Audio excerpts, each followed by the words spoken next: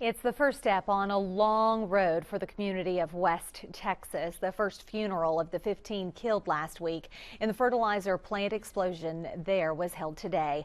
Robbie Owens has more on the memorial for Captain Kenneth Harris. The farewell for Captain Kenneth Harris was everything one would expect for a man who lived his life with honor and lost it as heroes often do, helping others. Every single time the call for service rang out, he was right there to give maximum effort. Harris lived in West, but spent 3 decades as a Dallas firefighter.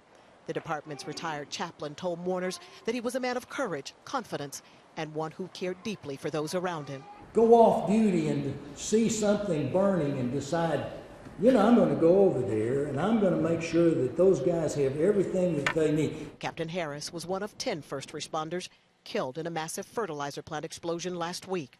Grief and tragedy are unavoidable in this life, and it's painful. But guess what? It doesn't have to have the final word.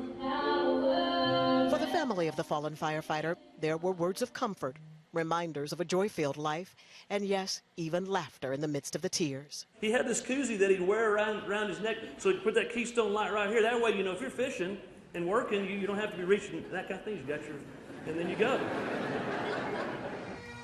In final tribute, colleagues from around the nation saluted his flag-draped coffin, a fitting farewell for a life well lived.